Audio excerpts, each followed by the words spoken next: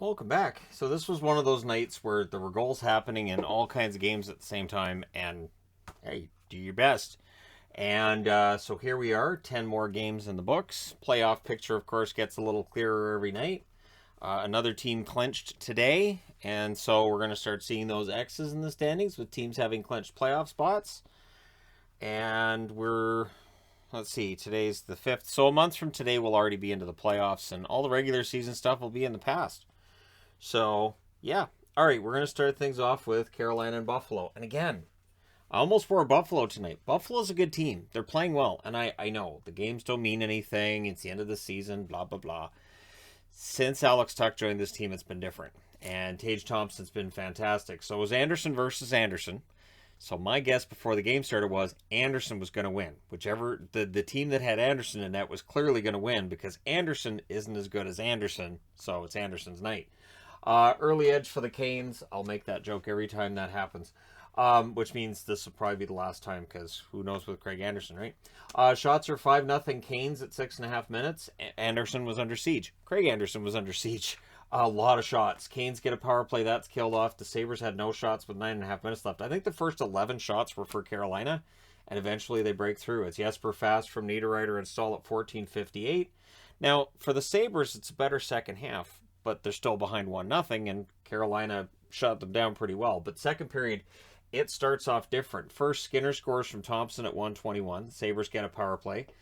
Shea helped save a puck there from going across the line for Anderson, and that's killed off. The shots are 4-2 for the Sabres at 5.5 minutes, and then at 5:59, Mittelstadt scores from Asplund and Samuelsson. So all of a sudden, Buffalo has a lead. And Buffalo's capable of this now. Sabres then press for more. We get another press by them at the half. Canes get a power play. There was a shorthanded chance for Tage Thompson that deflects out. They kill that off. We go to the third period. Shots only 1-0 for the Sabres at 2.5 minutes. And I thought they were doing a really good job of defending on Carolina. But it is Carolina. They're one of the top teams offensively. And Niederreiter would get one from Stahl and Pesci at 4:10. And the shots at 7.5 minutes were suddenly 5-1 for the Canes. So the Sabres get that first shot, but the Canes start pressing. They start getting those shots. Fans call a penalty. A ref says no. Asplund had a rush chance that was blocked out. And then Olofsson scores from Dahlin at 12:08, and it was a turnover and in the net very quickly. Puck's turned over. It's in the back of the net. So nice play by Dahlin. Olofsson buries it. Canes try to answer, but the Sabres get a power play with 6:23 left, and they score on it. At 15 minutes and 11 seconds, it's Cousins from Olofsson and Krebs. So that makes it 4-2. Carolina pulls the goalie with 3 minutes left. They had zone time. Couldn't get that goal. So your final score is 4-2 for Buffalo. They go to 26, 34, and 11. I think they're still mathematically in it. If they'd lost to Carolina tonight, they would have been mathematically eliminated. I believe those were the stakes. Carolina 45, 17, and 8. Now that they take this loss, and yeah, we'll see how things go because suddenly them finishing first in the division doesn't feel quite as certain as it did a few weeks ago. 3 stars: Anderson, Olofsson, and Mittelstadt.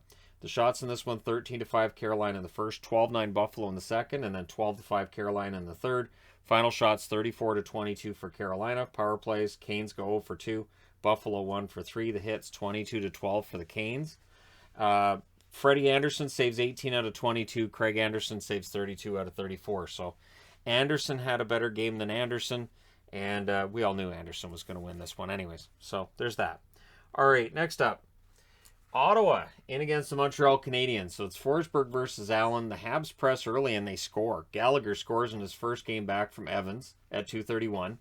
They challenged it for goalie interference. I don't think DJ Smith thought this one through because clearly his own defenseman pushes the Montreal player into his goalie, so no. So the Habs get a power play. That was also a no. The Sens do kill that off. But the shots are 7-1 for Montreal at 6 minutes. The Habs then press at 7 minutes. The Senators, though, they get a power play. That's killed off. Savard then has a net drive that's saved and held after he had come out of the box. Hoffman has a net drive saved, and then the Sens press with 3.5 minutes. That's not right. It says 3.5, but I don't know how much time was left in that. I apologize. That time's wrong because at 15:20, it's Austin Watson scoring for Ottawa So it must have been just before that. So maybe it's 5 minutes left, 5.5 left. Anyways, by the end of the first period, you guys get the gist of it. By the end of the first period, it's a 1-1 draw, and the shots had evened up. So Ottawa had a very good second half. We go to the second period. Shots are 2-1 for the Sens at 6.5 minutes. There's a power play for Ottawa. They score. It's Stützle from Tkachuk and Norris at 7:18, and there it is again, Chuck Norris right there. And then Barron would get his first NHL goal at 7:49, so that ties the game up. It does not stay tied. Tkachuk would score from Joseph and Del Zotto at 14:20, so Matthew Joseph stays hot, and that gives the lead back to the Ottawa Senators. But Montreal gets a power play and they score on it as Cole Caulfield. Yes, I'm saying goal instead of Cole. I know. He scores at 16:25 from Hoffman and Gallagher. The Sens, though, they get a power play with 1:12 left, so that rolls over into the third, and Ottawa scores on it. It's Batherson from Norris at 29 seconds, and 4 minutes into the period, shots are 4-0 Ottawa. So Ottawa comes out and plays very well, and eventually they're rewarded. It's White from Batherson and Holden at 11:30. The Habs get a power play. That's unsuccessful. And then at 15:56, with an early goalie pull, Watson scores into the empty net from Joseph and Brandstrom. With 33 seconds left, the Senators get a power play, but they don't need it. They win this one 6-3. They go to 26, 37, and 6. Montreal 19, 40, and 11. Your 3 stars in this one: Tkachuk, Barron, and Batherson. The shots 11 apiece in the first, 11-9 Montreal in the second, 12-8 Ottawa in the third. Final shots: 32-30 for the Senators. Power plays: 2 for 4 for the Ottawa Senators, 1 for 3 for Montreal. The hits: 30-15 for Ottawa. Forsberg saves 27 out of 30. Allen saves 26 out of 31. And at what point do we possibly see Carey Price in the net for Montreal? It may very well be sometime this week. But again, we'll see. We'll see where that goes. All right, next up, Toronto. So this turned out a little interesting, didn't it? Now, again, Florida, you cannot do this in the playoffs. This won't work in the playoffs. But it seems to be a plan of theirs. Okay, so what we need to do is lull them into a false sense of security.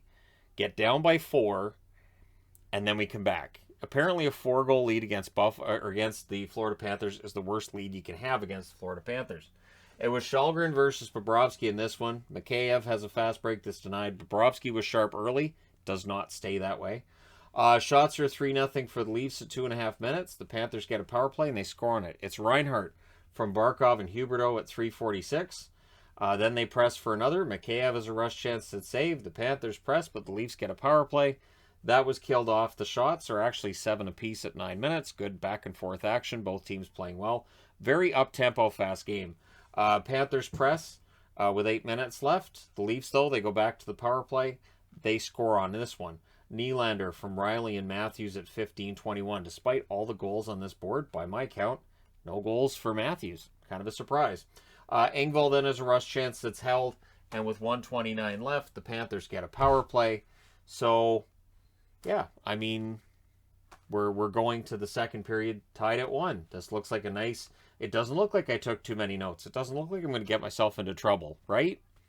I did. Second period. Marner scores shorthanded with like a second left in the power play at 30 seconds. The Leafs then get a power play. They score on it. I believe this is the power play goal because it's at 107. So it's Marner from Matthews and Tavares at 107. So Marner, remember when he couldn't score on the power play? It's not a problem anymore. Then Blackwell scores from Riley and Engvall at 2:04. And whether it's because Bobrovsky wasn't playing well or because they just needed to make a change, Spencer Knight was in the game. Leafs are swarming looking for more, and Muzzin would score from Matthews and Marner at 8:40. So at this point, it is 5-1. You'd have Hall & Oates going through your head. You make my dreams. Everything's going great for Toronto, right? Panthers get a power play. Then we get a minute and 28 of 4-on-4. It was a parade. There were so many power plays in this game. If I'd written down every single power play, I would have needed 2 columns, and I didn't have a second column to go to. So at some point, I just went, yep, parade. Everybody's going to the box. It's like Oprah's the ref, and you get a penalty, and you get a penalty. Anyways, there's a power play goal for Reinhart from Barkov and Weegar at 11:52. And then the Leafs get a power play. Because of course they do, because this game was all about power plays. Gudas scores shorthanded. He gets a goal from Lundell and Barkov at 12:51. The parade continues. Everything gets killed off, though, with that. Bunting's denied on a turnover, and then Claude Giroux with his first goal as a Florida Panther. He scores from Huberdeau at 17:56. So all of a sudden it's a 1-goal game. That 5-1 lead is now down to 5-4. And Campbell had to go in before the Giroux goal because Källgren gets hurt. So that's a problem, right? The whole thing with Jack Campbell, we can agree, is you don't want to overplay him. You want to make sure that you've got a backup you can put in there, give him some nights off, make sure he's not getting exhausted. And if Källgren's hurt, you already don't have Mrazek until the playoffs. Does Hutchinson become the backup? So third period, Panthers get a power play and they score on it. Huberdeau with his 100th point. He scores from Reinhart at 2:45. And then Barkov gives Florida the lead. Yeah, he scores from Huberdeau at 8:01. The Leafs press for an answer. They get a power play. That was killed off. The Leafs, though, they go back to the power play because this game was all about the power plays. And Tavares scores from Marner and Nylander at 16:06. So we're going to overtime. Overtime was bonkers. It was crazy. I didn't have room to put everything. But in the end, the only ones that got shots on the net were Florida Panthers. And eventually one of them goes in. And it's Huberdeau with his 102nd point from Barkov and Weegar at 2:47. So Florida wins this one in overtime 7-6.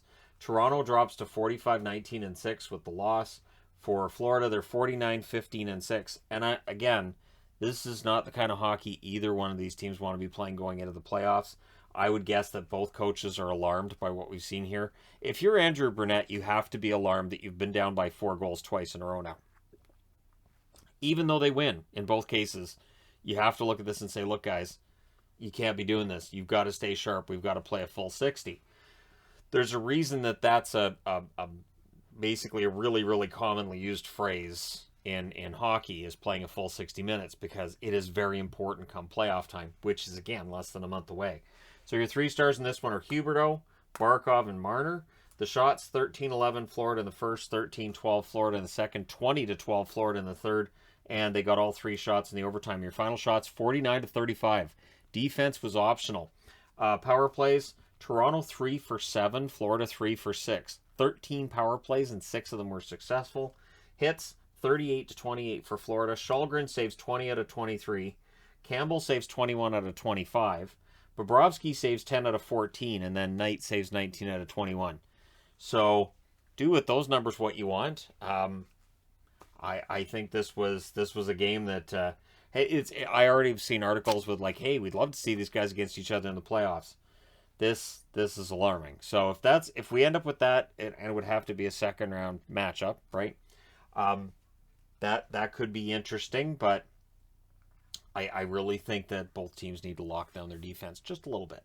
Defense is important, right? Goaltending, I know the goaltenders are going to get shredded for this result, but yeah, the defense on both sides was not fantastic. Not optimal, we'll put it that way.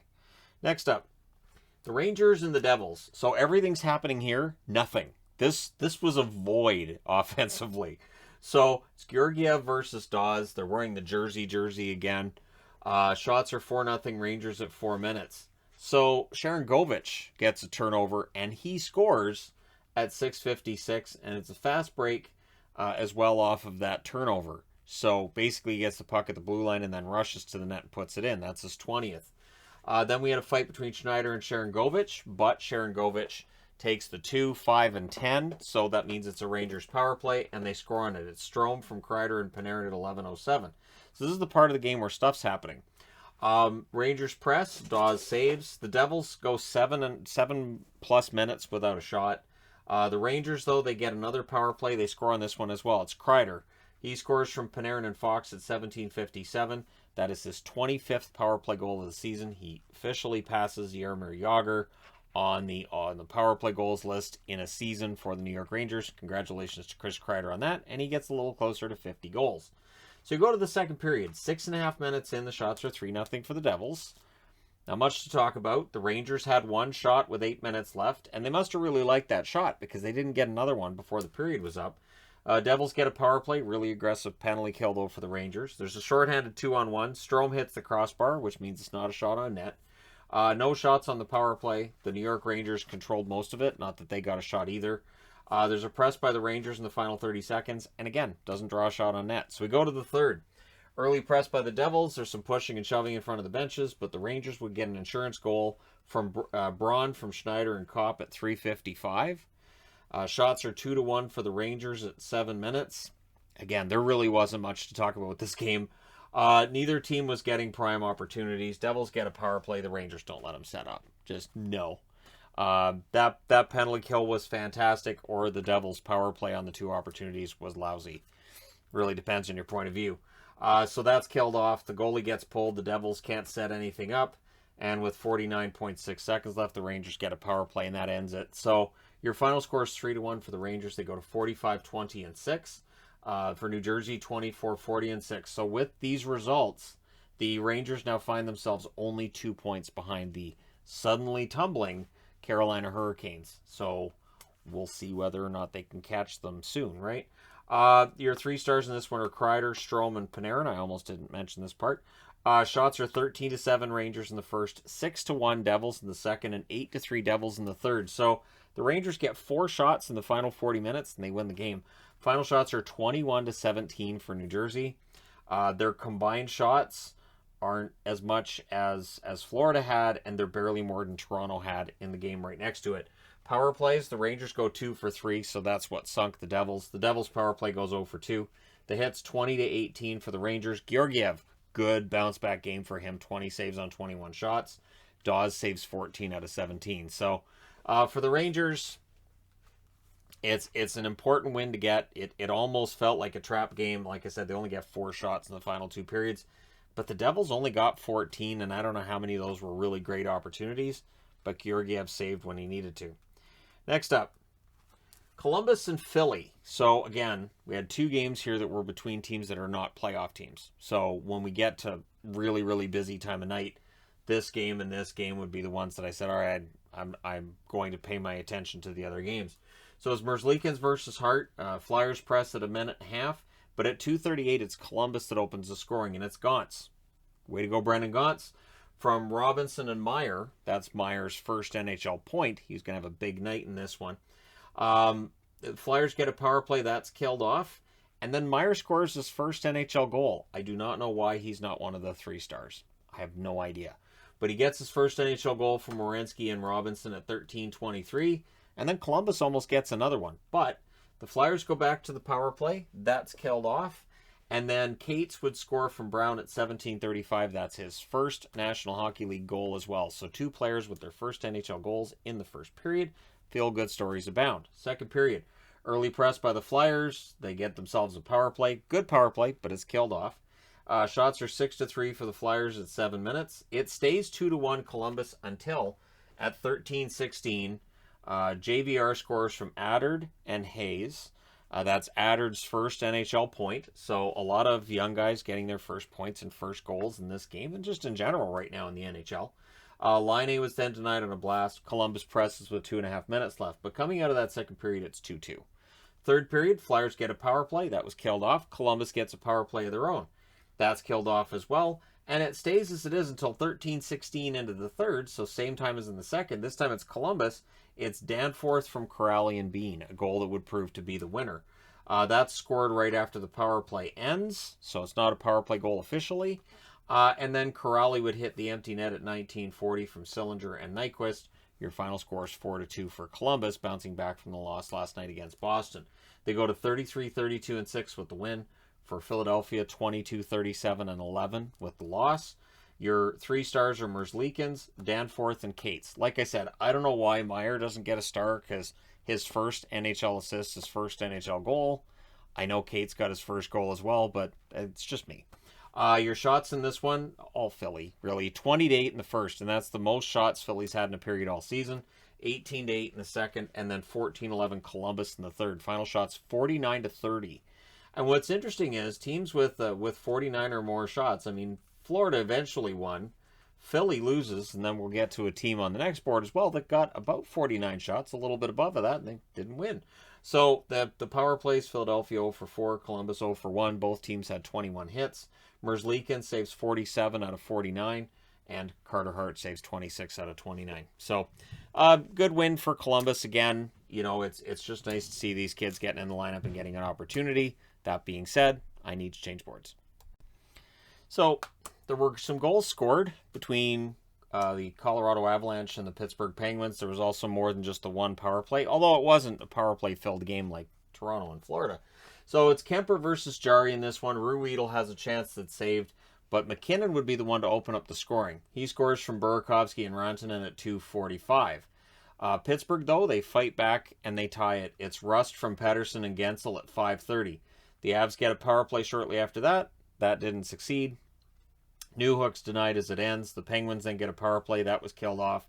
The Avalanche with some pressure with 2.5 minutes left. But after the first, Pittsburgh's out shooting Colorado badly, but the game's tied 1-1. Second period, Makar's denied. Jarry holds on that one. The score stayed tied until about the midway mark, where Compher scores from Newhook and Taves at 9:53. The shots are 7-2 for the Avalanche with 9 minutes left. So again, they're outplaying them, but the shots would start to even up. Problem is, McKinnon would score from Burakovsky and Rantanen at 12 minutes. That makes it 3-1. The Avs get a power play. It becomes a 4-on-4. Everything gets killed off. And then Rodriguez, he gets a goal at 17:43. And Rantanen nearly saves it from going over the line. But Taves, it appeared that Taves' stick comes in and knocks it over the goal line. If Taves doesn't do that, I think they would have frozen the puck, and that goal doesn't happen. So for Rodriguez, who's had trouble scoring since the return of Evgeny Malkin, he'll take the goals he can get, and hopefully that gets him going again, right? Penn's press in the final minute, but after 2, it's 3-2 for Colorado.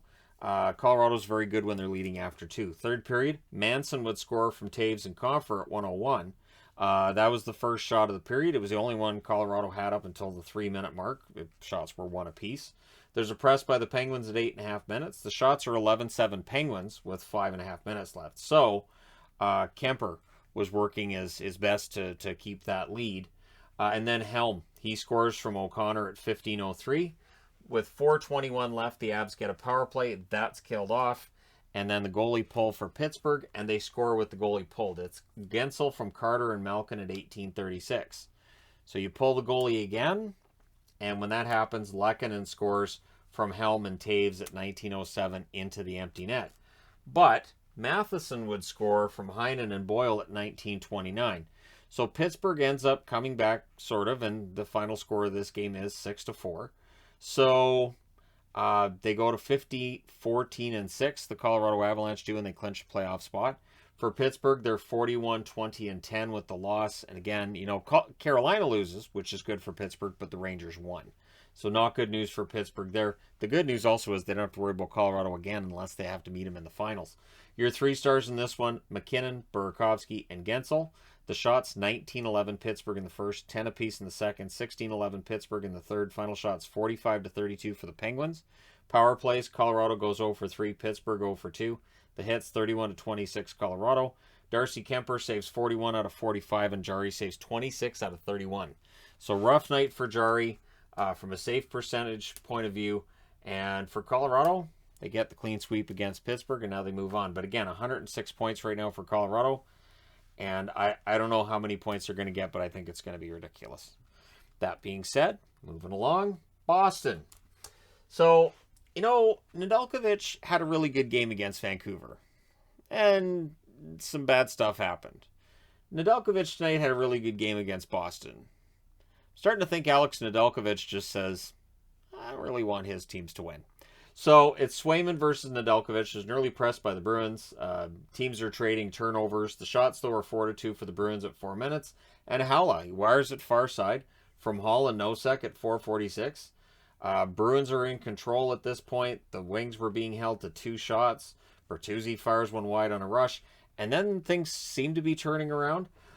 Raymond can't bury one as they press. The Wings get a power play. There was a shorthanded 2-on-1. Bergeron's denied, but Carlo is not. He scores a shorthanded goal from Forbert and Bergeron at 14-17. The Bruins finish the kill, so they're up 2-0.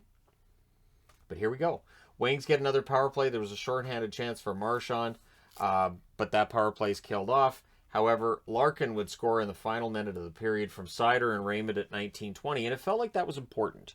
That instead of Detroit being down 2-0, they were down 2-1. Second period, power play for the Bruins. The Wings kill it off. The shots were 4-1 for the Bruins at 5.5 minutes, but that second shot for Detroit goes in. It's Rasmussen from Ernie into Kaiser at 5:46. Bruins get a power play. That was unsuccessful. There's a press by the Bruins at the half, but then there's a rush opportunity for Detroit, and it goes in. Zadina from Vrana and Suter at 11:32. So it felt like Boston would control, and then the puck goes the other way, and it's in the net. So that gave Detroit the lead. Shots are 11-5 for Boston with 5 minutes left, meaning 2 of those 5 shots for Detroit have gone in the net. Sloppy defense for the Bruins, too, and it nearly makes it 4-2 before the period's out. Wings press with 3 minutes left. Then with 52.2 seconds left, the Wings get a power play. So we go to the third period. The Bruins are shorthanded and they're down by 1, and you're expecting some kind of a fight back. So the Bruins finish the kill. That's a good start. Then the Wings get another power play, and they score on that. And that's a problem. And it's the first shot of the period. It's Vrana from Hronik and Wallman at 4:08. So all of a sudden it's 4-2 for Detroit. Smith then had a wrap around the wooden goal. There's a power play for Boston. That's killed off. 8:04 left. Boston gets a power play. That's a no as well. Bergeron would score from McAvoy and Hall at 17:24. They pull the goaltender down 1, trying to get another one. However, it's Gagne hitting the empty net. Nedeljkovic with the assist at 19:13. Detroit wins this one 5-3, and it hurts because now for Boston, their next game's against Tampa, and then they have Washington after that. So this was kind of one that they wanted. They go to 44-21-5 with the 5-3 loss. Detroit 27-34-9 with the win. Your 3 stars are Larkin, Vrana, and Nedeljkovic. The shots are all Boston, 18-12 in the first, 15-12 in the second, and 17-5 in the third. Final shots are 50-29 in favor of the Boston Bruins. Power plays, Boston 0 for 4, Detroit 1 for 5. The hits, 31-28 for Detroit. Swayman saves 24-28, not his best game. Nedeljkovic saves 47 out of 50. Absolutely ridiculous. And again, you know, now you look at Nedeljkovic against Vancouver and against Boston. Again, I kind of feel like it's kind of a maybe it's me. We'll see the next time Detroit plays Dallas, whenever that is, what happens. Because if they shut down Dallas too, then I know what's going on. All right, next up, Minnesota and Nashville. Now there's one unit that didn't know what was going on tonight, and that's Minnesota's penalty kill. This reminded me of the Dallas-Nashville game last year. And if you're a Nashville fan, you know what I'm talking about. I think Dallas went like 5 for 6 in that game, something ridiculous. So it's Fleury versus Saros. Early chances for the Wild. The Predators get a power play. There was a shorthanded chance for Freddie Gaudreau that was held. And then they do score on that power play with 5 seconds left in it. It's Yossi from Ekholm and Tomasino at 5:10. Yossi has an outside shot at getting to, I'll say 95 points. Maybe 100. It's possible. It's not probable, but it's possible. So the Wild get a power play. That's killed off. Then we had a fight between Delorier and Borowiecki. Zuccarello would then score at 13:27 to tie up the game. But the Predators get a power play and they score on it. It's Johansson from Forsberg and Granlund at 13:50. So it was tied for 23 seconds. That's it. Wild get a power play. That's killed off with 1:14 left. The Preds get a power play. And for the third time in the first period, they score on it. It's Johansson from Yossi and Duchesne at 19:03. So it took 17 seconds into that power play for them to score again. 31.2 seconds left. The Wild get a power play. So there was a lot of power plays in this game. Not Florida, Toronto level, but close. So we go to the second period. The score is 3-1. The Predators do finish the kill. We had a fight then between Duhaime and Lauzon. Predators get a power play. They don't score on this one. Let me just double check. Yeah, they don't score on this one. But 5 seconds after the power play ended, they do score. It's Tomasino from Yossi and Ekholm at 6:06. It's one of those ones that it doesn't count as a power play goal, but it really kind of sort of is. Shots are 8-7 for the Preds at the half. Solid game for Saros. Wild get a power play. It then becomes a 5-on-3. Well, 5-on-3, they're going to score. And it's Kaprizov from Spurgeon and Zuccarello at 17:51. Then the Predators kill the 5-on-4. So we go to the third period, and it's 4-2. Pressed by the Predators at 4 minutes. The shots are 4-1 for the Predators at 5 minutes. And then they were talking about Dumba as well with an upper body injury. He doesn't finish the game. So that's a huge problem for Minnesota's blue line if he's going to be out for any period of time. There's a power play for the Wild. That's killed off. Johansson has a rush chance that's defended. The shots are 7-6 for the Wild with 7.5 minutes left. Fast period. Not very many whistles. A lot of free flowing. That favors the Preds, as does the fact that Duchesne would score from Forsberg at 13:28. So it's 5-2. It's Dean Evison. You know what's coming. They pulled the goaltender with 4 minutes left, and then Johansson gets his first career hat trick with the empty net goal from Tomasino and Forsberg in 1953. I think they said he had 13 two-goal games coming into this one. Never had a hat trick. Now he's got one. Your final score is 6-2 for Nashville. So I guess that whole, being right at the playoff line kind of woke him up. They go to 40-25-4 with the win. For Minnesota, 43-21-5 with the loss. Your 3 stars are Saros, Johansson, and Yossi. The shots 15-13 Nashville in the first, 20-9 Minnesota in the second, and 16-9 Minnesota in the third. Final shots 49-33 in favor of Minnesota. So Minnesota had 49 shots, they lose. Boston had 50 shots and they lose. 49 shots for Philadelphia, they lose. It's a trend tonight. It's weird when these things happen. Power plays, Minnesota 1 for 6, Nashville 3 for 4. Hits 32-28 Nashville. Fleury saves 27 out of 32. Saros saves 47 out of 49. It is bizarre to see high-scoring games and goaltenders padding their stats at the same time. We saw both of those things tonight, and yet we didn't see a shutout. We see goaltenders with excellent save percentages. All right, moving along. Dallas at home against the Islanders. And of course, this would make a Dallas fan nervous, and especially after this, there were great concerns I had. Now, part of it was that Dallas controls most of this game. Dallas really honestly controls a lot of this game, but the Islanders are so smart when it comes to those turnovers. They're so smart at converting plays very quickly in transition. So it's Varlamov versus Ottinger. Oh, and Varlamov has been playing very, very well. Klingberg gets a chance to deflect out. The shots are 5-2 for the Stars at 5 minutes. So that's the kind of start you want to see for Dallas, especially after the flat effort against Seattle, right? Stars score, but there's a goalie interference challenge by Barry Trotz, and it fails. So the goal counts as student each from Heiskanen and Ben at 7:29. So that means the Stars get a power play. The Islanders do kill that off. Stars press with 8.5 minutes left, but they turn the puck over, and this is what I'm talking about. They had a good press going, and I thought, well, maybe they'll get... Nope.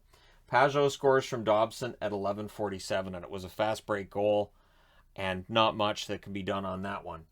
Faxa then gets hurt on friendly fire. He would stay in the game. In the final minute, Dallas gets the lead back. It's Sagan with his 20th goal of the year from Hanley and Klingberg at 19:13. So it's 2-1. And early in the second, it becomes 2-2. It's Brock Nelson from Dobson at 31 seconds. So Nelson stays absolutely red hot for the Islanders. And then the Stars would press at 2.5 minutes. The shots 5 minutes into this period were 3-1 Dallas.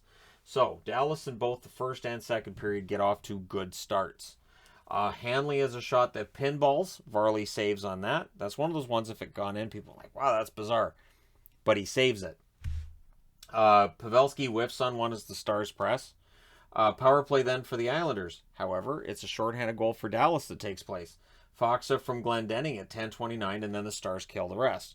The Islanders had a 3-on-2, set up a press for them. They don't score on it. And coming out of the second period, the score is 3-2 for Dallas. But they've outshot them 29-10. So again, in the back of my mind, I'm like, they've allowed 2 goals on 10 shots. They've got 2 goals on 29 shots. This feels like a game the Islanders are going to come back and win.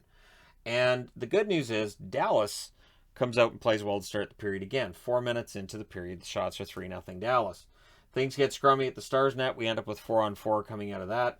I was jinxed because the announcer had been talking about how it's been a clean game. There hasn't been any penalties or any animosity, and then bam, right away. You just don't say it. It's like saying shutout, right? Then we get a power play for Dallas. Chara ends up hitting a post shorthanded during that. So the Islanders do kill that off and almost get that shorthanded goal. Sagan has a chance that's saved and held. The Islanders press with 8.5 minutes left. Heavy press by the Islanders with 5 minutes left. Wahlstrom hit the side of the net shortly before that. And Wahlstrom was all around the puck too with 5 minutes left. So very dangerous opportunities for the Islanders. With 2:09 left, the Stars ice the puck. So this is where Barry Trotz pulls the goaltender. Doesn't call a timeout either because there's some tired Dallas Stars on the ice. The Stars iced it again after that, like 7 seconds later, so you can change out who's on the ice if you're the Islanders, not if you're Dallas. But it felt like Dallas, with the back-to-back icings, they were trying to get the guys on the ice cooled off a little bit. Dobson then blocks a Pavelski empty net goal, and I was actually like, okay, cool. How did he blocked it? The Islanders, though, had a miscue where they had the puck in the Dallas zone, and it was a missed pass, and so it puts the puck all the way back in their zone, and it kind of costs them an opportunity to push for the tie. So Dallas holds on. They win this one 3-2. They go to 40, 26, and 3. Once again, they jump a point ahead of Vegas. Vegas plays tomorrow against Vancouver. For the Islanders, they're 32, 28, 9. So with this loss, I don't think that confirms any. I don't think that puts anybody in the playoffs.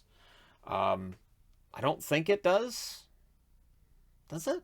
Because they're the top team outside of a playoff spot. But what this does is, remember, I talked about the Capitals and Islanders thing. This means the magic number now for Washington's down to 15 because they lose 2 potential points tonight against Dallas. So your 3 stars are Sagan, Studenic, and Heiskanen. So any combination of 15 points that Washington gets, 15 points that the Islanders lose. If the total combines to 15, the Islanders are eliminated and Washington's in. And again, that's by my count. Your shots in this one: 18-7 Dallas in the first, 11-3 Dallas in the second, and then both teams had 11 shots in the third. Your final shots are 40-21 for Dallas.